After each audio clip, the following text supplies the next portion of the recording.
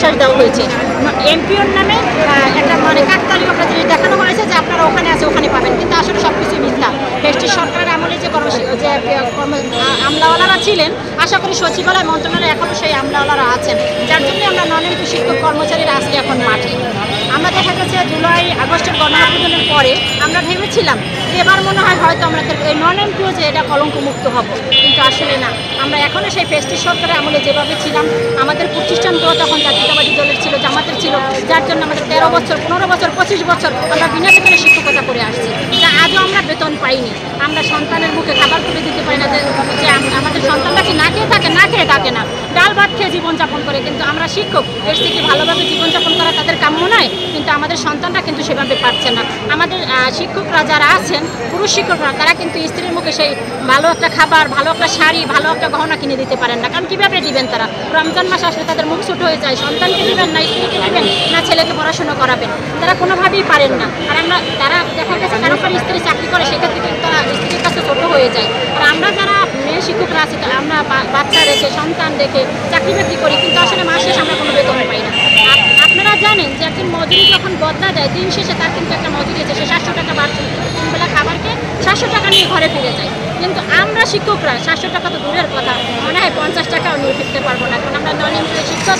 আমরা বাড়ি বাড়ি গিয়ে স্টুডেন্ট ভর্তি করি, না হয় আমাদের প্রতিষ্ঠানে আসেন এত বছর বিনা বেতনে কোনো শিক্ষক থাকতে চায় না, প্রতিষ্ঠান প্রধানরা টিকিয়ে রাখতে পারে না। আবার দেখা গেছে শিক্ষক বেতন না পেলে থাকবে কীভাবে? কোম্পানিতে চাকরি করে, এখানে সেখানে চাকরি করে 30,000 টাকা বেতন পায়, সে এখন নন এমপিও প্রতিষ্ঠানে কি চাকরি করতে আসবেন নাকি? কখনো কোনো শিক্ষক আসবেন না।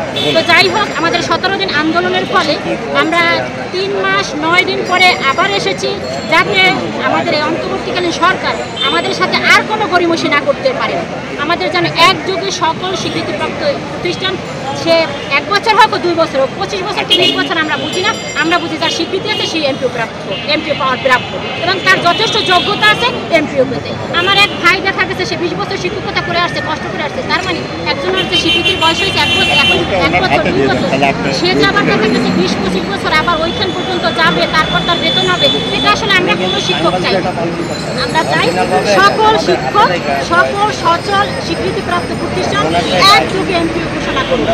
আর যদি অন্তর্বর্তীকালীন সরকার এবং শিক্ষক প্রধান উপদেষ্টা তিনি মানুষের মুখ কষ্ট বুঝেন, আপনাদের মাধ্যমে তার কাছে আমাদের এই বার্তা, তিনি যেন আমাদের নন এমপিও নামক থেকে যেন আমাদের মুক্ত করে দেন। যদি তিনি আমাদের মুক্ত করে দেন, আমরা অনায়াসে এখান থেকে আমাদের প্রজ্ঞাপন জারি করেন, তাহলে আমরা অনায়াসে এখান থেকে কর্মসূচি ত্যাগ করে আমরা সবাই যে যার ঘরে ফিরে যাবো ইনশাআল্লাহ। আর যদি আমরা এই 2-1 দিনের মধ্যে, আগামীকালকের মধ্যেও যদি কোনো আমরা শুভ সংবাদ না পাই, তখন আমরা এর থেকে কঠোর অবস্থান গ্রহণ করব।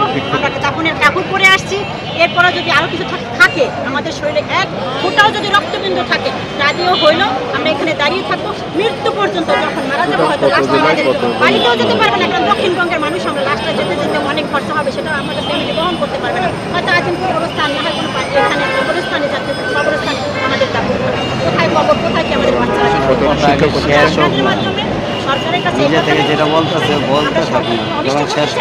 আমরা এমপিও চাই, সকল শিক্ষকের যেন এমপিও হয়, এই বলে